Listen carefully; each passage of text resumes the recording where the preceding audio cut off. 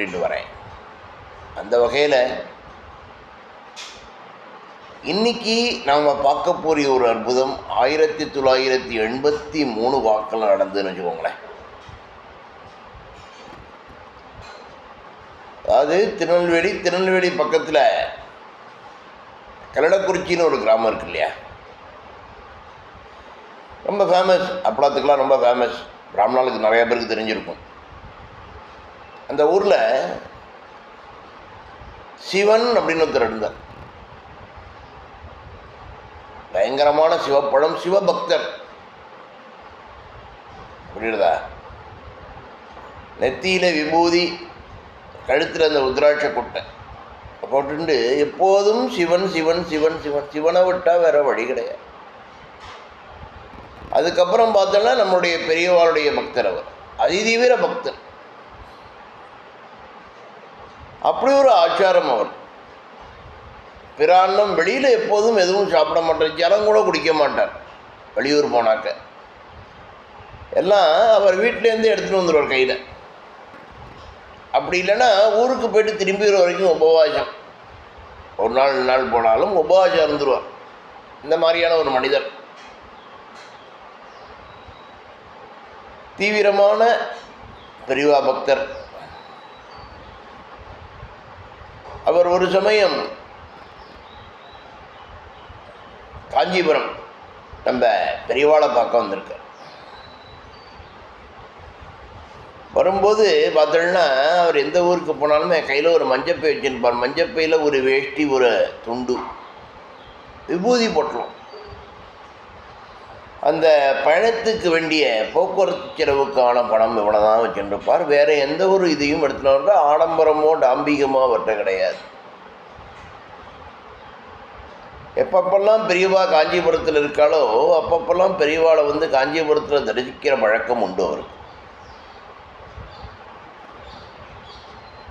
அப்படி ஒவ்வொரு தடவை வரும்போதும் பெரியவா எதுக்கு உட்காந்துருப்பார், நாள் கணக்காக, 1 நாள் 2 நாள் நாட்கணக்காக உட்காந்துருப்பார். பரஸ்பரம் ஒருத்தருக்கு ஒருத்தர் பேசிக்கிற வழக்கம் கிடையாது. பெரியவா இவர்கிட்ட பேச மாட்டார், இவர் பெரியவாட்டையும் பேச மாட்டார். நேராக உட்காந்து கண்கொட்டாமல் அவரையே பார்த்துட்டு இருப்பார், அவர் இவரையே பார்த்துட்டு இருப்பார். அந்த மாதிரி தான் நடக்கும். அப்படி ஒவ்வொரு தடவை ஊருக்கு போயிட்டு வரக்கையும் அவள் ஊர்லேயும் சரி, காஞ்சிபுரத்தில் இருந்த கைங்கரியக்காராளாக இருப்பாள் இல்லையா, அவளும் கேட்பாள், இவ்வளோ நாளாக வரல் நீங்கள் ஒவ்வொரு வருஷமும் நாங்கள் பார்த்துருக்கேன், இத்தனை வருஷமாக இங்கே வந்துட்டுருக்கள், பெரியவாள்கிட்ட நீங்கள் எதுவுமே பேசுறதில்லை, ஒன்றும் கேட்கறது கிடையாது அப்படின்பா. அதே மாதிரி தான் இந்த ஊரில் உள்ள ஆளுங்கிட்ட பெரியவாளை பார்த்தேலா, பார்த்தேன், என்ன கேட்டல் பெரியவா என்ன பேசினா, நான் எதுவுமே பேசலை. அவெல்லாம் ஆச்சரியமாக கேட்பா, என்னடா இவ்வளோ வருஷமாக வந்துட்டுருக்கார், பெரியவாள்கிட்ட எனக்கு இது வேணும் அது வேணும் இவர் கேட்டதில்லை, பெரியவாவும் இவர்கிட்ட பேசினது இல்லையே. அப்போ பதில் சொல்லுவார் இவர், யார், இந்த சிவன். ஆத்மாத்மா அவரை நான் மனசில் வச்சுட்டு இருக்கேன், எனக்கு என்ன வேணுங்கிறது அவருக்கு தெரியும், நான் சொல்லி தான் தெரியணுங்கிறது கிடையாது அவருக்கு அப்படின்னு. இன்னொரு உயர்ந்த பண்பு பாருங்க. அப்படித்தான் அந்த 1983 வாக்கில் காஞ்சிபுரம் வந்துட்டு பெரியவாளை பார்க்குறதா உட்காந்துருக்கார். 1 நாள் 2 நாள் 3 நாள் 5 நாள் தரிசனம், நல்ல தரிசனம், தெய்வ தரிசனம் முடிச்சுட்டு ஊரு கிளம்புறார். இன்னைக்கு பஞ்சப்பை எடுத்துட்டு நமஸ்காரம் பண்ணுறார் பெரியவா. நமஸ்காரம் பண்ண பெரியவா ஆசீர்வதிச்சுட்டு பிரசாதத்தை கையில் கொடுக்குறார். அத்தனை வருஷத்தில் முதல் முறையாக சிவன் அப்படிங்கிறவர்கிட்ட பெரியவா பேசுகிறா, பத்திரமா போயிட்டு வா, இங்கேயே மடத்தில் காப்பி கீப்பி சாப்பிட்டு போய் ஊருக்கு கிளம்புறேன்னு. இல்லை பெரியவா, பஸ்ஸு போயிடும். சரி, போகிறச்ச எங்கேயாவது ஒரு கடையில் சோடாவாவது வாங்கி குடிச்சிட்டு போ, இது நான் சொன்னதாக வச்சுக்கோ நீ, சரியா அப்படின்ட்டு. ஆகட்டும் பெரியவா. பிரசாதத்தை வாங்கினார், நமஸ்காரம் பண்ணினார், கிளம்பிட்டார். செங்கல்பட்டு வந்தார். செங்கல்பட்டுலேருந்து பஸ் ஏறிட்டார். எங்கே, அவள் ஊருக்கு கல்லடக்குறிச்சிக்கு பஸ் ஏறிட்டார். திருநெல்வேலி போய் போகணும், திருநெல்வேலிக்கு பஸ் ஏறிட்டார். போகிற வழியில் பார்த்தோன்னா நடுப்புற கொஞ்சம் ஒரு 2-3-4 மணி நேரம் பயணத்துக்கு பிறகு டிரைவர் பஸ்ஸை நிறுத்துகிறார் ஒரு இடத்துல. அதாவது கிராமமும் இல்லை நகரமும் இல்லை, இந்த மாதிரியான ஒரு ரெண்டும் கட்டான ஒரு ஊர்னு வச்சுக்கோங்களேன். எப்போதுமே இந்த பஸ் டிரைவர் கண்டக்டர்லாம் பார்த்தோம்னா அவளுக்கு பிடிச்ச ஒரு ஊரில் வந்து ஒரு பஸ்ஸு நிறுத்துவாங்க. அந்த ஹோட்டலுக்கு முன்னால் பஸ்ஸு நிறுத்துவாங்க. பேனட்டு திறந்து அந்த பஸ்ஸுக்கு வேண்டிய எரிபொருள், அதாவது தண்ணி, அந்த ரேடியேட்டர் நிரப்புவான்.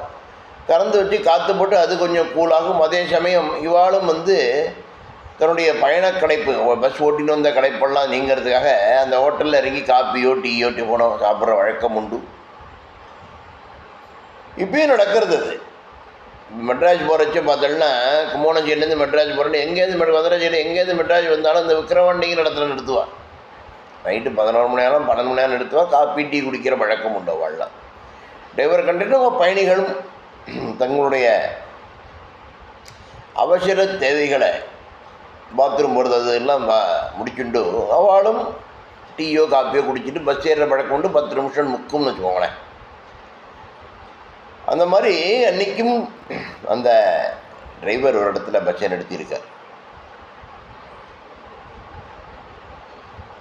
பஸ்ஸை நிறுத்தினோடனே இந்த பஸ்ஸில் உள்ளவெல்லாம் இறங்கியிருக்கார்.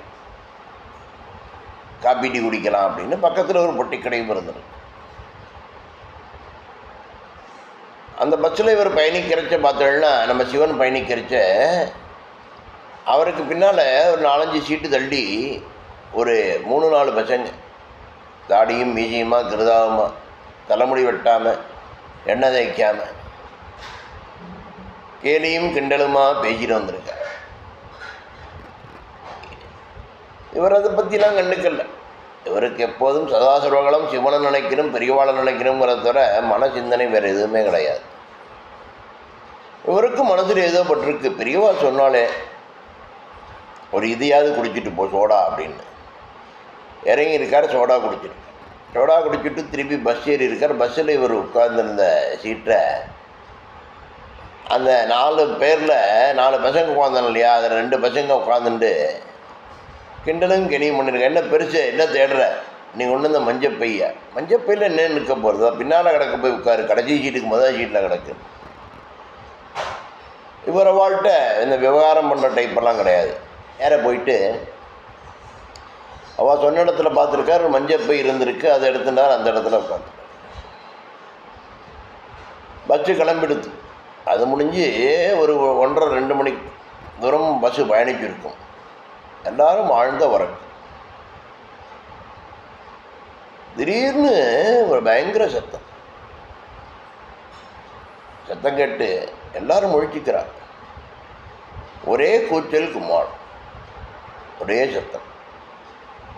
பஸ்ஸு டிரைவரோட கட்டுப்பாடை இழந்து பக்கத்தில் உள்ள ஒரு மரத்து மேலே மோதிடுது. மோதினதில் நிறையா பேருக்கு அடி. இவர் சீட்டு உட்காந்துன்னு வந்த சீட்டில் உட்காந்துருந்தான் இல்லையா 2 பசங்க,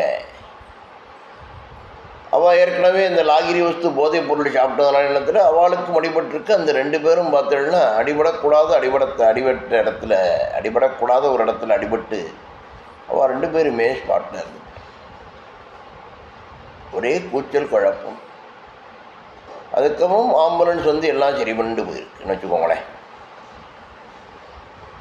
என்ன ஒரு ஆச்சரியம் பாருங்க.